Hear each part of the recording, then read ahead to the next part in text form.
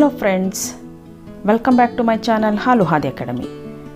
ಬನ್ನಿ, ಇವತ್ತಿನ ವಿಡಿಯೋದಲ್ಲಿ ನಾನು ಒಂದು ಒಳ್ಳೆ ರೆಸಿಪಿ ಮಶ್ರೂಮ್ ಫ್ರೈ ಹೇಳ್ಕೊಡ್ತಾ ಇದ್ದೀನಿ. ಈ ರೆಸಿಪಿಗೆ ಮಶ್ರೂಮ್ ಬೇಕಲ್ವಾ, ಹಾಗಾಗಿ ನಾನು ನಮ್ಮ ಮನೆ ಹತ್ರ ಇರೋ ಶಂಕರ್ ಮಾಲಕ್ಕೆ ಬಂದೆ. ಇಲ್ಲಿ ಒಳಗಡೆ ಬಂದಾಗ ಸಡನ್ನಾಗಿ ನಾನು ಇದು ನೋಡಿರಲಿಲ್ಲ. ರೆವ್ಲಾನ್ ಕಂಪ್ನಿದೆಲ್ಲನೂ ತುಂಬ ಪ್ರಾಡಕ್ಟ್ಸ್ ಬಂದಿತ್ತು. ನಾನು ಇದು ಆ್ಯಕ್ಚುಲಾಗಿ ನಾನು ಇದನ್ನು ನೋಡಿರಲಿಲ್ಲ. ಫಸ್ಟು ನಾನು ಬಂದಾಗ ಇಲ್ಲಿ ಈ ಥರದ್ದೇನೂ ಇರಲಿಲ್ಲ.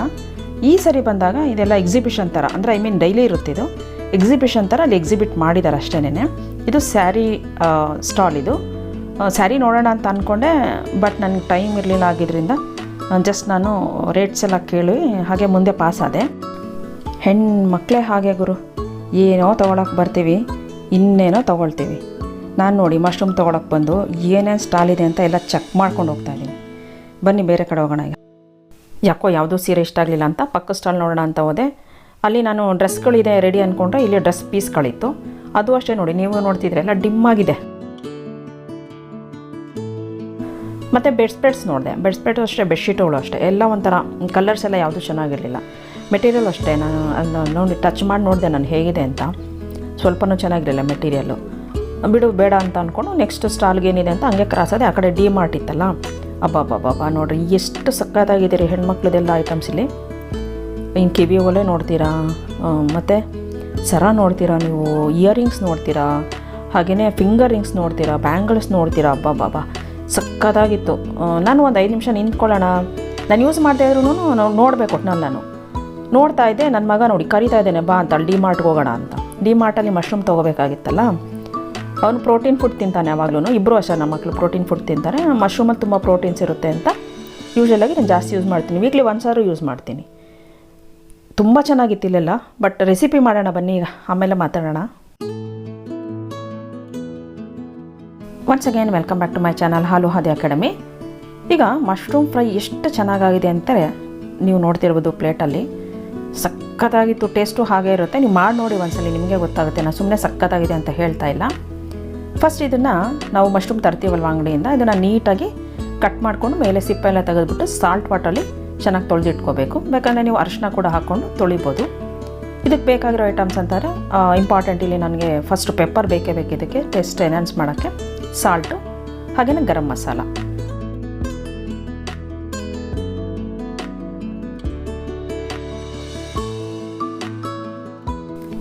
ಈಗ ಫಸ್ಟು ಒಗ್ಗರಣೆ ಹಾಕೊಳ್ಳೋದಕ್ಕೆ ಒಂದು ದೊಡ್ಡ ಈರುಳ್ಳಿ ಕಟ್ ಮಾಡಿ ಇಟ್ಕೊಳ್ಳಿ. ಹಾಗೆಯೇ ಒಂದು ಅರ್ಧ ಕ್ಯಾಪ್ಸಿಕಮ್ ಕಟ್ ಮಾಡಿ ಇಟ್ಕೊಳ್ಳಿ, ಸ್ವಲ್ಪ ಚಿಕ್ಕದಾಗಿ ಕಟ್ ಮಾಡಿ.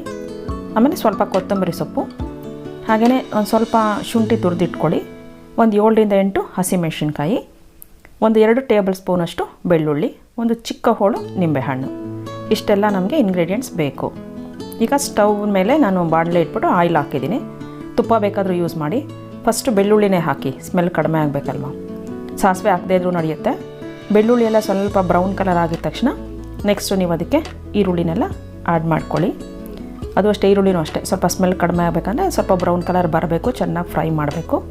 ಹಸಿಮೆಣಸಿನ್ಕಾಯಿ ಇದಕ್ಕೆ ಈಗಲೇ ಬೇಕಾದ್ರೆ ಸ್ವಲ್ಪ ಸಾಲ್ಟ್ ಹಾಕ್ಕೋಬೋದು ನೀವು ಬೇಕಿದ್ದರೆ. ಇದಾದಮೇಲೆ ಕ್ಯಾಪ್ಸಿಕಮ್ ಹಾಕ್ಕೊಳ್ಳಿ. ಇದೆಲ್ಲನೂ ಚೆನ್ನಾಗಿ ಫ್ರೈ ಆಗಬೇಕು, ಆಯಿಲಲ್ಲೇ ಸ್ವಲ್ಪ ಚೆನ್ನಾಗಿ ಫ್ರೈ ಆಗಬೇಕು. ಇದಾದಮೇಲೆ ಸ್ವಲ್ಪ ಶುಂಠಿ ತುರಿದಿಟ್ಕೊಂಡಿರ್ತೀರಲ್ವ, ಅದನ್ನು ಸೇರಿಸ್ಕೊಳ್ಳಿ. ಚೆನ್ನಾಗಿ ಇದನ್ನು ಫ್ರೈ ಮಾಡಿ. ಇದಾದಮೇಲೆ ನೀವು ತೊಳೆದಿಟ್ಕೊಂಡಿರೋ ಮಶ್ರೂಮ್ನ ಇದಕ್ಕೆ ಮಿಕ್ಸ್ ಮಾಡ್ಕೊಳ್ಳಿ. ನಾನಿಲ್ಲಿ ಯೂಸ್ ಮಾಡಿರೋದು 200 ಗ್ರಾಮ್ಸ್ ಆಫ್ ಮಶ್ರೂಮ್ ಅಷ್ಟೇನೆ. ಇದಕ್ಕೀಗ ಸ್ವಲ್ಪ ಸಾಲ್ಟ್ ಆ್ಯಡ್ ಮಾಡ್ತಾಯಿದ್ದೀನಿ. ಆ್ಯಡ್ ಮಾಡಿಬಿಟ್ಟು ಇದನ್ನು ಸ್ವಲ್ಪ ಚೆನ್ನಾಗಿ ತಿರುಗಿಸ್ಬಿಟ್ಟು ಒಂದು ಲಿಡ್ಡಿಂದ ಕ್ಲೋಸ್ ಮಾಡಿ. ಲೋ ಫ್ಲೇಮಲ್ಲಿ 5 ಮಿನಿಟ್ಸ್ ಬೇಯಿಸ್ಕೊಳ್ಳಿ. ಯಾಕೆಂತಂದರೆ ಆಲ್ರೆಡಿ ಇದು ಸಾಫ್ಟ್ ಇರುತ್ತೆ, ಜಾಸ್ತಿ ಬೇಯಿಸೋ ಅವಶ್ಯಕತೆ ಇಲ್ಲ. ನೋಡಿ, ನೀರು ಬಿಟ್ಕೊಂಡಿರುತ್ತೆ, ಅದು ಗೊತ್ತಾಗುತ್ತೆ ನಮಗೆ ಇದು ಚೆನ್ನಾಗಿ ಬೆಂದಿದೆ ಅಂತ. ನೀವು ನೋಡ್ತಾ ಇರ್ಬೋದು, ಈಗ ಮಶ್ರೂಮಲ್ಲಿರೋ ವಾಟರ್ ಕಂಟೆಂಟ್ ಎಲ್ಲ ಚೆನ್ನಾಗಿ ಬಿಟ್ಕೊಂಡಿದೆ. ಇದಕ್ಕೆ ನೀವು ಪೆಪ್ಪರ್ ಸೇರಿಸ್ಕೊಳ್ಳಿ. ಈಗ ಕರೆಕ್ಟಾಗಿ ಮಿಕ್ಸಪ್ ಆಗುತ್ತೆ. ಪೆಪ್ಪರು 1 ಟೇಬಲ್ ಸ್ಪೂನಷ್ಟು ಮಾತ್ರ ಯೂಸ್ ಮಾಡಿ, ತುಂಬ ಖಾರ ಆಗುತ್ತೆ, ಹಾಗಾಗಿ ಕಡಿಮೆನೇ ಯೂಸ್ ಮಾಡ್ಕೊಳ್ಳಿ. ಯಾಕಂದರೆ ಹಸಿಮೆಣ್ಸಿನ್ಕಾಯಿ ಬೇರೆ ಹಾಕಿರ್ತೀವಿ. 1/2 ಟೇಬಲ್ ಸ್ಪೂನಷ್ಟು ಗರಂ ಮಸಾಲ, ಅದನ್ನು ಜಾಸ್ತಿ ಏನು ಹಾಕೋದು ಬೇಕಾಗಿಲ್ಲ. ಇದನ್ನು ಚೆನ್ನಾಗಿ ಫ್ರೈ ಮಾಡ್ಕೋಬೇಕು.